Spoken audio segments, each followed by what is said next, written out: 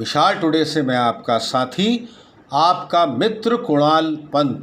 साथियों, यह रिपोर्ट देने में आज मैं बहुत ही दुखी हूँ, बहुत ही द्रवित हूँ, क्योंकि फट गए बादल। उत्तराखंड के उत्तरकाशी में 3 जगह बादल फटने से मची भारी तबाही। धराली मलबे में दबा, हर्षिल में आर्मी का कैंप भी चपेट में आया और 9 जवान लापता बताए गए। और यह सब 34 सेकंड में धराली में मची भारी आफत और 4 मौतें और कई लोग लापता बताए गए हैं। उत्तराखंड के उत्तरकाशी जिले में धराली में बादल फटने के कारण खीर गंगा नदी में बाढ़ आने से कई व्यक्तियों की मृत्यु हो गई और कई मकान और होटल भी तबाह हो गए। उत्तराखंड के मुख्यमंत्री पुष्कर सिंह धामी ने धराली में हुए भारी नुकसान पर दुख जताया और प्रभावित जिलों के प्रति संवेदना प्रकट भी की। उन्होंने कहा कि सेना, एसडीआरएफ, एनडीआरएफ और जिला प्रशासन की टीम राहत बचाव कार्यों में जुटी हैं।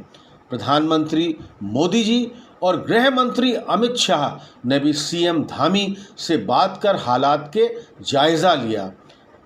अब हम साथियों जानते हैं कि ये क्लाउड बर्स्ट यानी बादल फटना कैसे होता है और ये बादल फटने की घटना क्यों होती है। साथियों, क्यों होता है ये क्लाउड बर्स्ट यानी कि बादल फटना। बादल फटना भारी बारिश की गतिविधि को कहते हैं। हालांकि बहुत भारी बारिश की सभी घटनाएं बादल फटना नहीं हो सकती। बादल फटने की एक बहुत ही विशिष्ट परिभाषा है।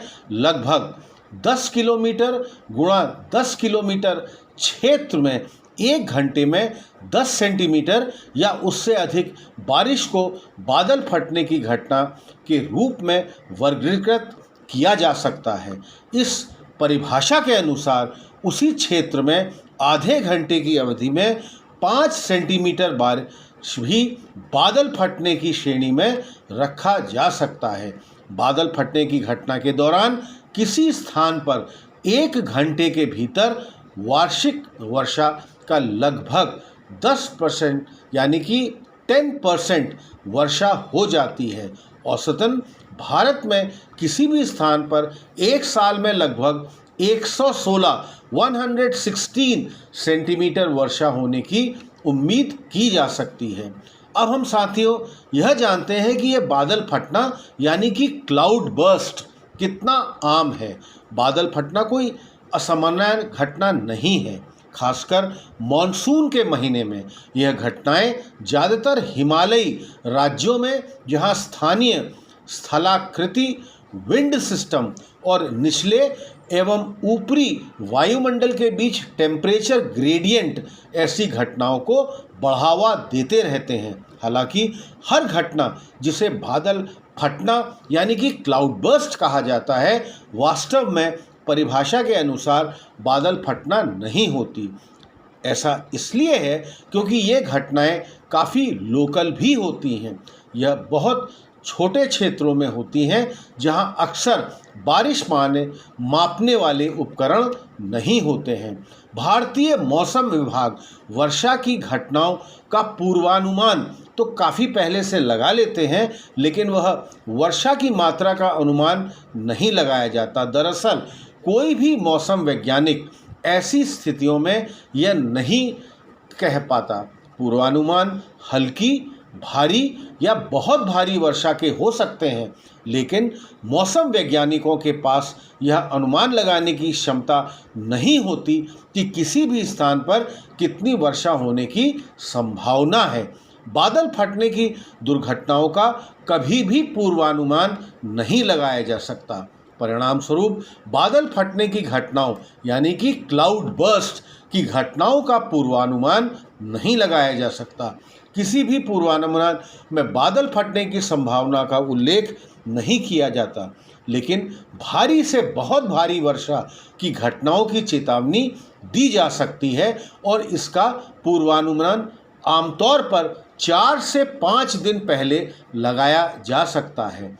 अत्यधिक भारी वर्षा की संभावना, जिसके परिणाम स्वरूप बादल फटने जैसे कि क्लाउड बर्स्ट जैसी स्थितियां पैदा हो जाती हैं, जो पूर्वानुमान 6 से 12 घंटे पहले लगाया जा सकता है। ऐसे कई रुझान अभी भी नहीं हैं जो दर्शाते हैं कि IMD द्वारा परिभाषित बादल फटने की घटनाएं बढ़ रही हैं। हालांकि अत्यधिक वर्षा की घटनाएं और साथ ही एक्सट्रीम वेदर की घटनाएं न केवल भारत में बल्कि विश्व भर में बढ़ती चली जा रही हैं। हालांकि भारत में वर्षा की कुल मात्रा में कोई खास बदलाव नहीं आया है, फिर भी कम समय में वर्षा का अनुपात बढ़ता चला जा रहा है। इसका मतलब है कि बारिश के दौरान बहुत ज़्यादा होती हैं और बारिश के मौसम में भी लंबे समय तक सूखे के दौरे में बीच बीच में बारिश होती है। जलवायु परिवर्तन यानी कि क्लाइमेटिक चेंज के कारण इस तरह का पैटर्न यह भी दर्शाता है कि बादल फटने की घटनाएं भी अधिक बढ़ रही हैं। तो साथियों, यह थी हमारी मिसाल टुडे की एक रिपोर्ट और एक विस्तृत जानकारी क्लाउड बर्स्ट यानी बादल फटने के बारे में। इसी तरह के वीडियोस देखने के लिए साथियों आप हमारे इस चैनल मिसाल टुडे को अधिक से अधिक संख्या में सब्सक्राइब करिए, इसको लाइक करिए और हाँ साथियों, कमेंट बॉक्स में जाके अपने कमेंट्स आप हमको लगातार पोस्ट करते रहिए।